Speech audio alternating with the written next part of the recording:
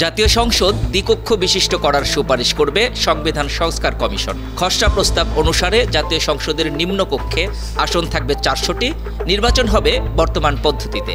এর মধ্যে 100 আসন থাকবে নারীদের জন্য সংরক্ষিত, তাদেরকে সরাসরি ভোটে নির্বাচিত হতে হবে। আর উচ্চকক্ষে আসন থাকবে 105টি, নির্বাচন হবে আনুপাতিক পদ্ধতিতে। সংসদের 2 কক্ষ মিলিয়ে মোট আসন হবে 505টি।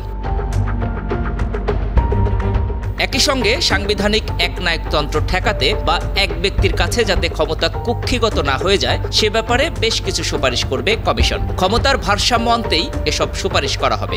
সংবিধান সংস্কার কমিশনের সূত্রে এসব তথ্য জানা গেছে। কমিশন বিদ্যমান সংবিধানের মূলনীতিতেও পরিবর্তন আনার সুপারিশ করবে। সংস্কার প্রস্তাব প্রায় চূড়ান্ত হয়েছে, এখন চলছে শেষ মুহূর্তের কাজ। আগামীকাল বুধবার অন্তর্বর্তী সরকারের প্রধান উপদেষ্টা অধ্যাপক মোহাম্মদ ইউনূসের কাছে প্রতিবেদন জমা দেওয়ার সম্ভাবনা রয়েছে। সংবিধান সংস্কার কমিশনের পাশাপাশি নির্বাচন ব্যবস্থা, দুর্নীতি দমন ও পুলিশ সংস্কার কমিশনও আগামীকাল প্রতিবেদন জমা দেবে বলে গণমাধ্যমে খবর প্রকাশিত হয়েছে।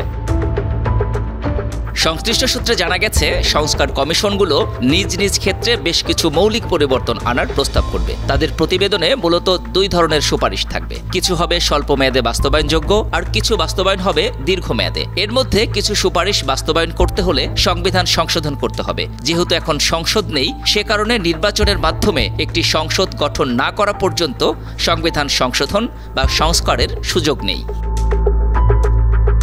কমিশনগুলোর প্রতিবেদন পাওয়ার পর রাজনৈতিক দলগুলোর সঙ্গে সংলাপ শুরু করবে অন্তর্বর্তী সরকার। সংস্কার প্রস্তাব এবং এগুলোর বাস্তবায়ন নিয়ে ঐক্যমত্য হলে সংলাপ থেকে একটি রূপরেখা আসতে পারে। দ্বিকক্ষ সংসদ যেমন হবে। স্বাধীনতার পর থেকেই দেশের পার্লামেন্ট তথা জাতীয় সংসদ এক কক্ষের। বর্তমান সংবিধান অনুযায়ী সংসদে মোট আসন 350টি। এর মধ্যে 50টি আসন নারীদের জন্য সংরক্ষিত। সাধারণ নির্বাচনে পাওয়া আসনের অনুপাতে নারী আসনগুলো বণ্টন করা হয়।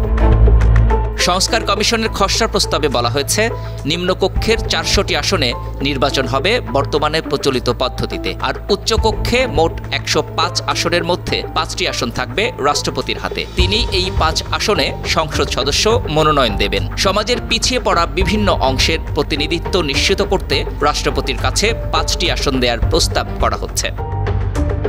উচ্চকক্ষের বাকি 100টি আসনে নির্বাচন হবে আনুপাতিক প্রতিনিধিত্ব পদ্ধতিতে। নির্বাচনে দলগুলো সারা দেশে যত ভোট পাবে তার অনুপাতে উচ্চকক্ষে আসন পাবে। উচ্চকক্ষে প্রার্থী মনোনয়নের ক্ষেত্রে দলগুলো যাতে বিভিন্ন অংশের প্রতিনিধিত্ব রাখে সেটাও উল্লেখ থাকবে। বিএনপি সহ বেশ কিছু রাজনৈতিক দল দ্বিকক্ষ বিশিষ্ট সংসদ চাচ্ছে। বিএনপি সংবিধান সংস্কার কমিশনকে যে 62টি প্রস্তাব লিখিতভাবে দিয়েছিল তাতেও দ্বিকক্ষ বিশিষ্ট সংসদের কথা বলেছে। জাতীয় নাগরিক কমিটিও দ্বিকক্ষ বিশিষ্ট সংসদের প্রস্তাব দিয়েছে। সংবিধান সংস্কার কমিশন ও নির্বাচন ব্যবস্থা সংস্কার কমিশনের মতবিনিময়েও অনেকে দ্বিকক্ষ বিশিষ্ট সংসদ চালুর প্রস্তাব দিয়েছেন। সংবিধান সংস্কার কমিশনের প্রধান অধ্যাপক আলী রিয়াজ একটি জাতীয় দৈনিক পত্রিকাকে জানিয়েছেন, এতদিন ক্ষমতা এক ব্যক্তিকেন্দ্রিক ছিল, এর যাতে পুনরাবৃত্তি না ঘটে সেভাবেই তারা সুপারিশ করছেন। একনায়কতন্ত্র ঠেকানোই তাদের অন্যতম লক্ষ্য। সংবিধান সংস্কার কমিশন সূত্র জানিয়েছে, তাদের সুপারিশের অন্যতম লক্ষ্য হবে 1. গণ অভ্যুত্থানের আকাঙ্ক্ষাকে ধারণ করা, 2. সাংবিধানিক একনায়কতন্ত্র ঠেকাতে ক্ষমতার বিকেন্দ্রীকরণ, 3.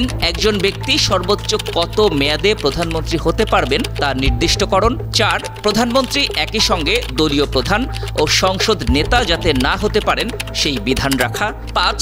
নির্বাহী বিভাগের জবাবদিহি নিশ্চিত করার ব্যবস্থা করা, 6.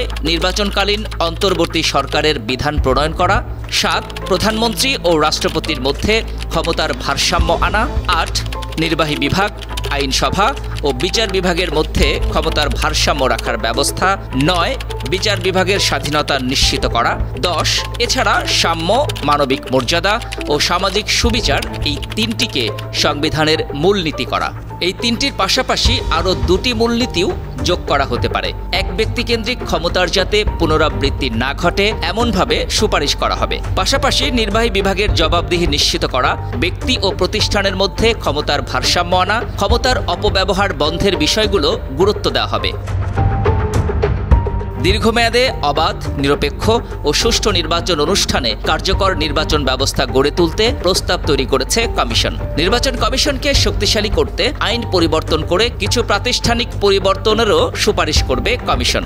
নিরপেক্ষ তত্ত্বাবধায়ক সরকারের অধীন নির্বাচনের সময় যেসব প্রতিষ্ঠান যুক্ত থাকে সেগুলোর উপর ইসির নিয়ন্ত্রণ নিশ্চিতের ব্যাপারেও সুপারিশ করবে সংস্কার কমিশন। এছাড়াও নির্বাচন বিধিমালায় কিছু পরিবর্তন আনা, প্রধান নির্বাচন কমিশনার ও অন্যান্য নির্বাচন কমিশনার নিয়োগ আইনে সংশোধন, জাতীয় সংসদ নির্বাচন সংক্রান্ত আইন, গণপ্রতিনিধিত্ব আদেশে নির্বাচন কমিশনের ক্ষমতা বাড়ানো এবং নির্বাচন কমিশনকে দায়বদ্ধ করার জায়গা তৈরি, আরপিওতে শাস্তি ও ব্যবস্থা নেয়ার বিধানগুলো কিছু ক্ষেত্রে আরও সুনির্দিষ্ট করা, হলফনামার ছকে পরিবর্তন করে প্রার্থীর বিদেশে সম্পদ থাকলে তার বিবরণ দেওয়া বাধ্যতামূলক করা, হলফনামার তথ্য যাচাই বাধ্যতামূলক করা, না ভোটের বিধান যুক্ত করা, সংরক্ষিত নারী আসনে সরাসরি ভোটের ব্যবস্থা করা, রাজনৈতিক দলের প্রার্থী মনোনয়ন পদ্ধতিতে কিছু পরিবর্তন আনাসহ বেশ কিছু ক্ষেত্রে সুপারিশ করার বিষয়ে গুরুত্ব দিচ্ছে কমিশন। Desk report 52 TV.